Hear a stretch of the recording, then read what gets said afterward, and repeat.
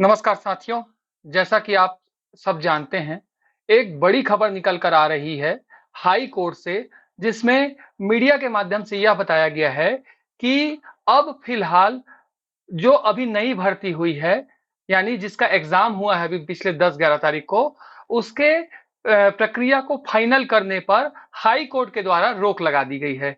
याचिकाकर्ताओं की तरफ से, अभ्यर्थियों की तरफ से नामी वकील अजय श्रीवास्तव जी हाई कोर्ट में प्रस्तुत हुए थे और उन्होंने अपनी दलील से हाई कोर्ट को इस बात के लिए कन्विंस करा लिया कि किसी भी तरीके से जो फाइनल परिणाम है वो जारी ना हो।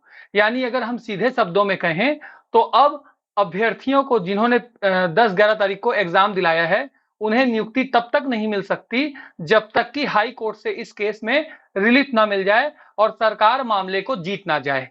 अगर हम बात करें कि किन विषयों को लेकर याचिका लगाई गई थी और किन बिंदुओं को लेकर कोर्ट ने फाइनल जो वो है प्रक्रिया करने पर रोक लगा दी है, तो जो 2 महत्वपूर्ण विषय हैं, वो एक है अतिथि शिक्षक जो विद्यालयों में बीते कई वर्षों से काम कर रहे हैं, उन्हें प्रति वर्ष 2 अंक के हिसाब से अधिकतम 10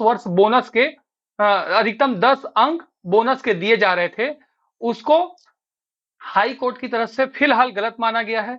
दूसरी बात, विषय आधारित पदोन्नति और शिक्षक भर्ती होती है, जिसे परिवर्तित करते हुए सरकार के द्वारा जो शिक्षक भर्ती एवं पदोन्नति नियम है, उसमें संशोधन किया गया और संशोधन करने के बाद राजपत्र प्रकाशित करके जो अभी नई भर्ती हो रही थी, उसमें विषयवार भर्ती को हटा दिया गया।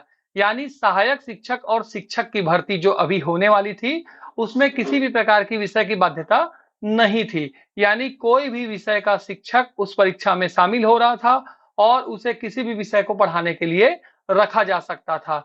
उदाहरण के लिए यदि मैं समझाऊँ तो मान लीजिए अगर 100 पदों पर चयन होना है और 100 में जो हैं 98 आर्ट्स वाले टॉप कर जाते हैं, तो उनकी नियुक्ति उन स्थानों पर भी होती जहां पर मैथ्स के टीचरों की जरूरत है, जहां पर विज्ञान के टीचरों की जरूरत है और जहां पर इंग्लिश के टीचरों की जरूरत है। तो ये होने जा रहा था, इसे चैलेंज किया गया था कि यदि विषय आधारित पदोन्नति नहीं होगी तो सीधे तौर पर जो है पढ़ाई प्रभावित होगी। साथ ही जिन्होंने स्पेशल कोर्स किया है, जिन्होंने विज्ञान की पढ़ाई की हो या आर्ट्स की पढ़ाई की हो, उन्होंने विषय आधारित पढ़ाई की है, तो कहीं न कहीं उनके अवसर में कमी आ रही है। क्योंकि क्या होता है जब विषय आधारित भर्ती या पदोन्नति होती है, मान लीजिए मैं फिजिक्स का हूँ, फिजिक्स के लिए अगर मान लीजिए 50 पद रखे गए हैं और कैंडिडेट कम है, 48 ही कैंडिडेट है, तो सबकी नौकरी मिलनी तय हो जाएगी। जितने भी फिजिक्स वाले हैं उनको उसमें फायदा हो जाएगा। लेकिन अगर यही कह दिया जाए कि जिसने भी स्नातकोत्तर किया है, वो सारे एप्लीकेबल हैं, तो वो संख्या बढ़ जाएगी। तो सीधे तौर पर मेरे लिए जो अवसर की उपलब्धता है उसमें कमी आ जाएगी। यही हो रहा था बस्तर और सरगुजा के मामले में भी। जब आप विषय आधारित पदोन्नति नहीं रखेंगे तो सारे विषय के लोग शामिल हो जाएंगे और उसके बाद जिसने स्पेसिफिक पढ़ाई की है उस विषय की, उसके अवसरों में कमी आ जाएगी। एक तो ये। दूसरा यदि हम बात करें तो पदोन्नति के समय भी फिर उसे लागू करना पड़ेगा। क्योंकि जो परिवर्तन हुआ है वो शिक्षक भर्ती एवं पदोन्नति दोनों में हुआ है। जो अधिनियम है दोनों के लिए है। अब तीसरा बड़ा सवाल खड़ा होता है कि अभी तो आप नियुक्ति कर लेंगे। मान लीजिए आर्ट्स के टीचर को आपने नियुक्ति दी, आपने कहा साइंस पढ़ाइए वो पढ़ा देगा, या साइंस के टीचर की नियुक्ति की आपने कहा भूगोल पढ़ाइए वो पढ़ा देगा। लेकिन भविष्य में जब उसे आप व्याख्याता बनाएंगे या भविष्य में आप सहायक शिक्षक को शिक्षक बनाएंगे, तो कैसे करेंगे? भाई व्याख्याता तो आप पद के आधार पे बनाएंगे, उसका जो सब्जेक्ट होगा। कोई व्यक्ति प्रैक्टिकल रूप से अगर देखें तो कोई व्यक्ति मान लीजिए मैथ्स की पढ़ाई किया है, बीएससी मैथ्स वाला है, उसको आपने नौकरी दे दी आर्ट्स में, भूगोल में, आपने कहा भूगोल पढ़ाइए, वो बिल्कुल पढ़ाएगा। भाई नौकरी चाहिए, बेरोजगार आदमी को तो नौकरी चाहिए ही चाहिए।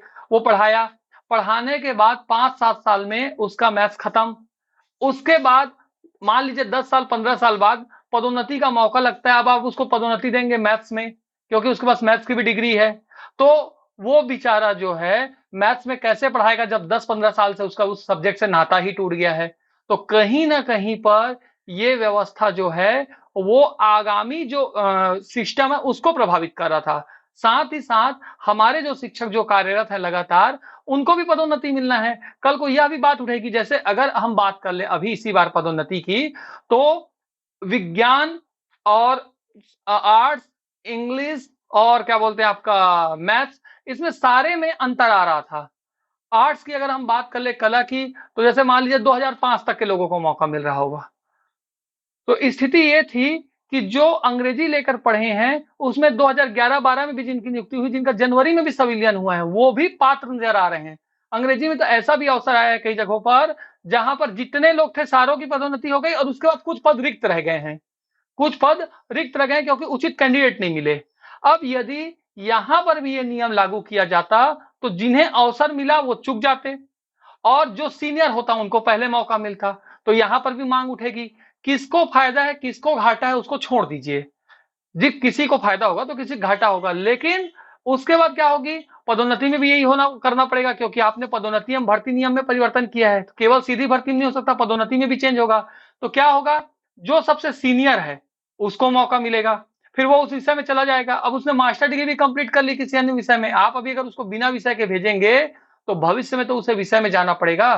तो कुल मिलाकर मामला जो है स्कूल शिक्षा विभाग की तरफ से उलझा दिया गया था। और सबसे बड़ी बात, जिसका मैंने अपने वीडियो के दौरान पिछले बार जिक्र भी किया था, कि जब संशोधन किया है, जब ये कंफ्यूजन हो रहा था कि विषयवार भर्ती शिक्षक में होगी कि नहीं होगी, तब मैंने बताया था कि विषयवार भर्ती शिक्षक में भी होगी, क्योंकि अधिनियम में परिवर्तन किया गया है। लेकिन उसी समय मैंने एक अन्य बिंदु पर ध्यान आकृष्ट कराया था कि विभाग के द्वारा यह चूक कर दी गई है कि अनुसूचित के 35वें नंबर बिंदु पर जो है, अनुसूचित के 35वें नंबर बिंदु पर क्या कर दिया गया था, उस चीज को संशोधित करना भूल गया है विभाग, जहां पर सीधे तौर पर लिखा गया है कि शिक्षक भर्ती एवं पदोन्नति नियम 2019 में जो ये पद हैं, उसमें सीधी भर्ती और पदोन्नति जो है विषयवार की जाएगी। और जब संशोधन किया गया अभी हाल फिलहाल में, तो उस बिंदु को टच ही नहीं किया गया।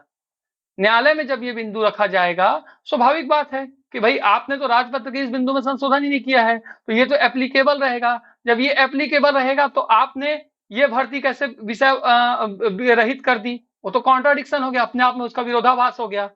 तो इन सब चीजों को लेकर पहले से ही इस बात की आशंका थी कि मामला कोर्ट में फंसेगा। स्वाभाविक बात है कि जिनका नुकसान हो रहा था उनका कोर्ट जाना तय था, वो कोर्ट गए और फिलहाल भर्ती परीक्षा जो है बुरी तरह से फंसते हुए नजर आ रही है। क्योंकि मामला चाहे अतिथि शिक्षकों का हो, एक बार अतिथि शिक्षक का मामला सुलझ भी सकता है, लेकिन विषयवार जो भर्ती है वो पूरी तरह से फंसेगा। चाहे आप ये लीजिए, राष्ट्रीय नीति ले लीजिए, जो नई नीति तैयार की गई है, या फिर अन्य जो सरकार जो जारी करती आदेश, सारे में इस बात को वो किया जा रहा है, आधार बनाया जा रहा है कि प्रशिक्षण देंगे, हम ये करेंगे वो करेंगे। वो सारा चीज क्या है, शिक्षा की गुणवत्ता बढ़ाने के लिए। लेकिन इसमें तो शिक्षा की गुणवत्ता घटेगी ना, और इसके पीछे उनका एक ही तर्क था कि शिक्षक नहीं मिल रहे थे। बस्तर और सरगुजा संभाग में शिक्षक नहीं मिल रहे थे, ये तर्क था। तो उनके भी डाटा उनको पेश करने पड़ेंगे कि क्यों नहीं मिले थे और उसका क्या सब्स्टिट्यूट कुछ और था, या अतिथि शिक्षक जब आपने किया था तो क्या उससे शिक्षक नहीं मिले। लेकिन सीधी भर्ती में अगर ये परिवर्तन किया गया है, वो भी आधा अधूरा, तो मामला फंसना तय था। आखिरकार मामला फंसा, अंतिम प्रक्रिया परिणाम जो जारी होने हैं उस पर रोक लग गई। और मुझे भी यह लगता है कि यह मामला जल्दी नहीं सुलझने वाला, जल्दी से नहीं सुलझने वाला, क्योंकि जिन्होंने केस लगाया है वो भी पूरा दमखम लगाएंगे। और अब बहुत सारे चीजों पर ध्यान विभाग का भी जाएगा, माननीय न्यायालय का तो है ही, और सीधे तौर पर यह भर्ती प्रक्रिया धीरे धीरे लेट लतीफी की ओर बढ़ते हुए नजर आ रही है। तो आज के लिए इतना ही दोस्तों। अगर आपके कुछ सवाल हो तो आप नीचे कमेंट बॉक्स में लिख सकते हैं, मैं यथासंभव जवाब देने की कोशिश करूंगा। मेरा ये चैनल लगातार जो नए आदेश आते हैं उसकी व्याख्या करता है अपने तरीके से, और कोशिश करता है कि शिक्षक साथियों को या बेरोजगार साथियों को सही जानकारी दे सके। यदि आपको मेरा यह प्रयास अच्छा लग रहा है तो आप चैनल को सब्सक्राइब करें, बेल आइकन को दबाएं, ताकि जब भी मैं वीडियो डालूं तो वो तत्काल आपके पास पहुंच सके। मेरी यह कोशिश निरंतर जारी रहेगी। धन्यवाद, आपने समय दिया, आपने साथ दिया उसके लिए।